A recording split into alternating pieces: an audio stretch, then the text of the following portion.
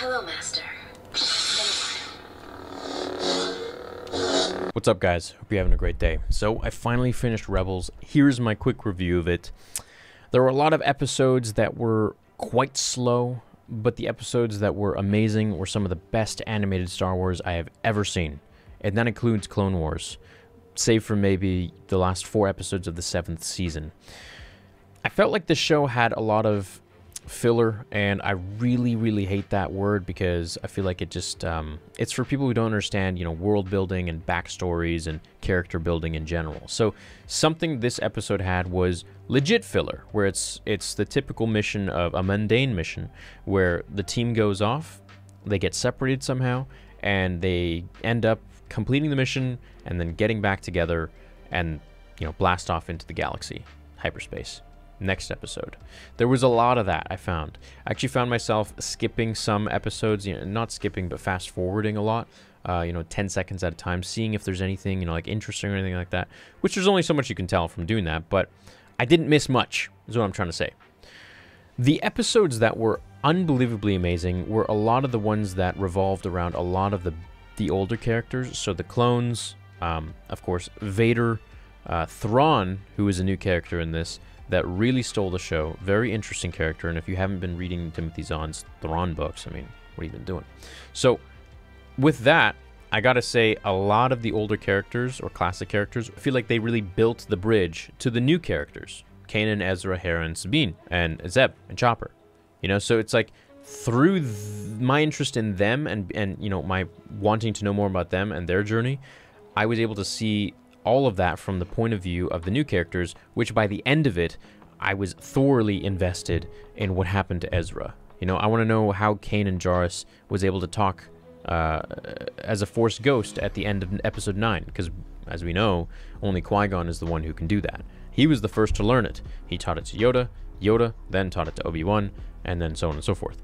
So I want to know, how did he learn it? Who did he learn it from? The ending of Rebels I really enjoyed because it time jumps to after Return of the Jedi. And I'm fiending for Lucasfilm to create a lot of stuff between episode 6 and episode 7. I think there's the most interesting part of Star Wars besides the Old Republic that we could really get in that timeline. And I'm not just talking about Luke, going on little escapades and adventures with Ben Solo and this and that. I'm talking about really interesting stuff that happened with the fall of the Empire, the rise of the New Republic, which we are now getting in The Mandalorian, which I think is fantastic. Now that I've finished Rebels, I had seen the clips on YouTube 4 years ago. I knew what was going on. I was caught up, but I didn't really know exactly what was going on from, the get-go, from start to finish. And now I can confidently say that I know what's going on. I have watched it. I have seen all the characters. It was beautiful seeing all of the clones, well, not all the clones, 3 of the clones come back, Wolffe, Gregor, and Rex. It was very interesting watching the Loth Wolves and their connection to Ezra. It was really great seeing Ezra and Kanan's connection, kind of a father-son, brother-brother relationship, which was almost a lot like Anakin and Obi-Wan's, and that was great. It was cool seeing Ezra's constant fight to turn away from the dark side. His pull to the dark was just something that I find very interesting, and it's why is this the case? I want to learn more about Ezra as a character now that he is more of an established Force user Jedi, we could say. I want to know more about the Bendu. I think he is an extremely interesting character. I want to know what would have where the heck is, what would have happened if he had fought, well, we know he died, but what would happen if he had fought Palpatine or something? Would he have gotten completely roasted, or would he have had, some bit of an advantage because of his size and, Force abilities or whatever? Probably would have gotten roasted, let's be honest. But it still is cool to think about. A lot of these characters that kind of come and go that really pique my interest are, Pong Krell and the Bendu. I feel like those are 2 characters that I really want to learn more about, because we just learned a little bit and then, they died. And that was it. The final sort of friendship between the clones and the droids I thought was really fun. It was really beautiful.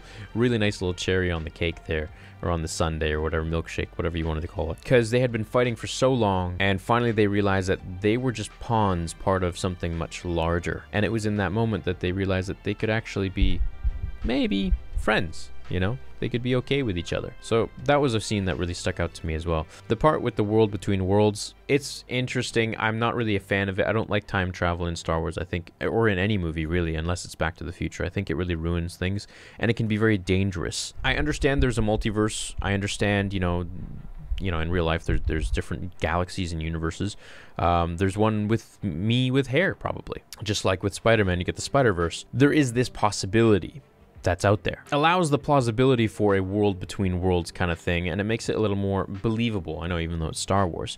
So it makes you kind of like, okay, fine, I'll roll with that. But when you implement that, it's like, okay, man, if Ezra didn't pull Ahsoka out, then she would be dead. I mean, that was a killing blow. It was over. So I'm thinking, what if he didn't? Like, what if he didn't go in the world between? What if he changed someone? What if he went to Order 66 and, like, jumped out of there and stopped Anakin from, you know, cutting off Mace's hand? There's just so many things that they could do with that. And now that the portal's closed, of course, it makes you wonder if there was another portal somewhere, you know, Palpatine did something, or he was the all-knowing. So, at least for the most part. Now, as for the episodes that really stuck out to me, I would have to say Ahsoka fighting Vader. I would have to say the clones, just seeing them again, and the clones with the droids, making amends. Any episode with Thrawn was killer. Any episode with Hondo was killer. Any episode with Vader was killer, and the Inquisitors I really enjoyed. Twin Suns probably is the most beautiful and poetic Star Wars animated piece I have ever seen, including any of Clone Wars. Not the most action-packed, but the most beautiful and poetic, I would say. I would have loved to have seen a little more of a fight scene between Obi-Wan and Maul, but it just is a testament to show you how much of a master Obi-Wan was at this point.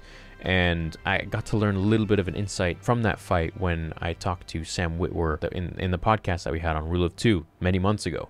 Something else that I really enjoyed about this show was that it has a bit of a time jump after episode 6 and goes into what Ahsoka and Sabine were doing, which left me really invested. And I found through this bridge that the older characters had created with the new, I became super invested with the new characters. So I wanted to really know. I really still want to know what happens to Ezra. Where does he go? What happens? What's he up to? What's he doing? Is he, you know, is he sipping lemonade with Thrawn and somewhere on some, like... So I want to know Ahsoka and Sabine's story, which I think we're going to see in The Mandalorian. I'm really excited that it's coming tonight, which I'm going to be doing a live watch party for with you guys. Overall, the show was great. There were just a lot of episodes that I felt like you didn't need to see. You know, there's a lot of... I don't even think it was really character building. I think it was just, yeah, you're making a show. You want to make a bunch of episodes, and here's the thing, as I've said before, with Clone Wars, you have something that's centralized around the main characters that you're really invested in. Anakin, the Jedi Temple, Jedi Order, you know, Obi-Wan, Palpatine, Yoda. But with this show, it's new characters which have older classic characters connecting this bridge to the times of new, which keep you invested to learn about the old characters while learning about the new characters. So in this time, you get familiarized with the new ones, and you become, in turn, very invested because you associate them with the old, because you know they're homies, they're tight. At the end of it, I was interested in all of these characters, and so that's something that going forwards I hope that we get to learn more about. Overall, the show I feel like could be divided into two different shows. So one half could be, you know, the really epic stuff, which would be a 10 out of 10 for me, and the other half like a 4 to 6. You know, it depends, because some of the episodes were more interesting than others. Some of them were real just boring, and some of the other ones were had a little bit more substance to them, I felt, for me, and kept me a little bit more on the edge of my seat, a little more piqued, a little more interested. So that being said, that's my review of Rebels. I thought it was a great show. I had seen the clips before, but I didn't really watch it all through. So what'd you guys think of it? I don't know what you thought. So I wonder if anyone else thinks the same as I do, or is it just you guys thinking it's like amazing, the best thing? Anyways, let me know what you think, and I'll catch you in the next one. See ya.